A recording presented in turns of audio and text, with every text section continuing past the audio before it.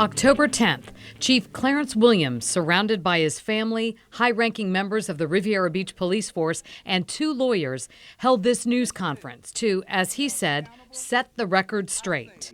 Shame on you. The chief put himself at the center of a WPTV investigation 2 weeks earlier by lying about attending a secret meeting at Hearst Chapel. Multiple sources confirmed the people there talked about how to keep fired city manager Jonathan Evans from ever getting his job back. Yeah, I've come and gone, and you couldn't have seen me.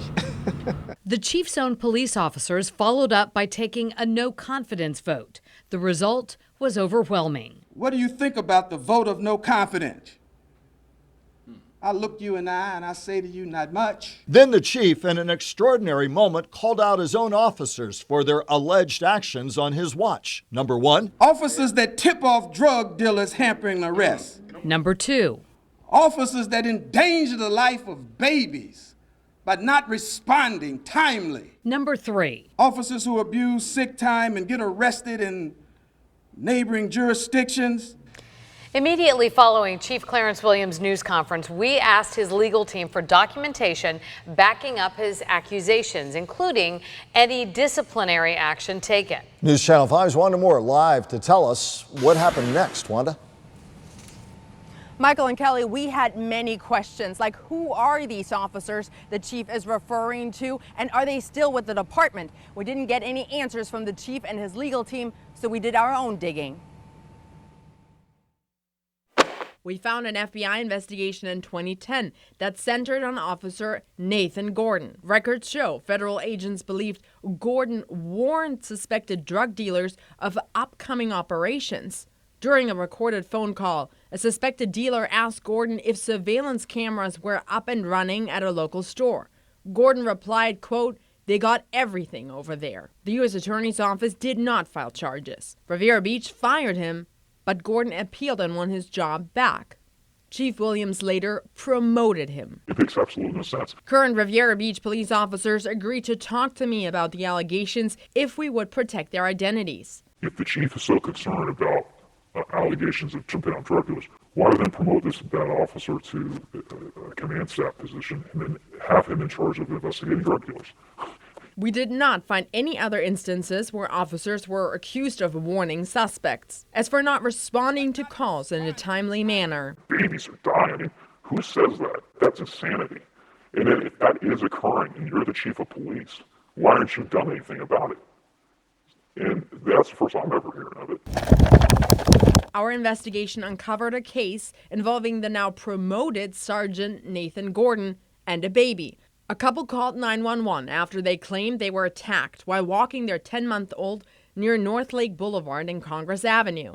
Gordon acknowledged the call, but did not send anyone to the scene. That couple called for help again, then left after waiting for 45 minutes. Gordon deemed the call low priority in nature, as it did not carry a direct threat to life or property.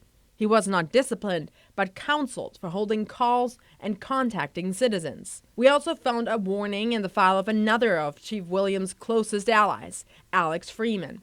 In 1998, he received a warning for dispatching an officer to a minor car accident, delaying aid to a handicapped man who also needed assistance. We could find no other documentation of other incidents to support the chief's claim about responding to calls in a timely manner.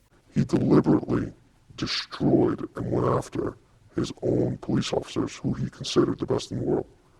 So to me, I think that is absolutely disgusting. When it comes to abusing sick time, our investigation found another one of the chief's closest supporters implicated of that. Officer Cedric Thomas served a 3-day suspension for abusing sick time in 2005 and 2006. Eventually, he left the police department, but he didn't go away entirely. He won a seat on Riviera Beach City Council in 2007 and did not seek re-election in 2016 after admitting to Sunshine Law violations.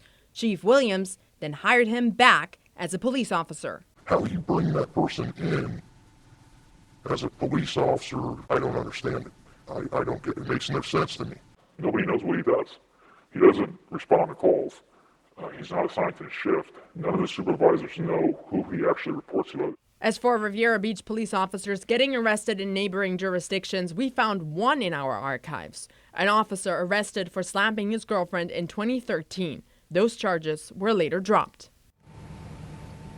We did get a second-hand response, if you will, from Mayor Thomas Masters, who told me that he sat down with Chief Clarence Williams, and the chief told him he was referring to 5 officers in particular, but he didn't give any specifics, simply saying that 3 of them were fired, 2 of them suspended. We were not able to independently verify that. It's important to note that I did reach out to the chief and his legal team because we wanted him to be part of this story, but he declined. Reporting live in West Palm Beach, one more WPTV News Channel 5.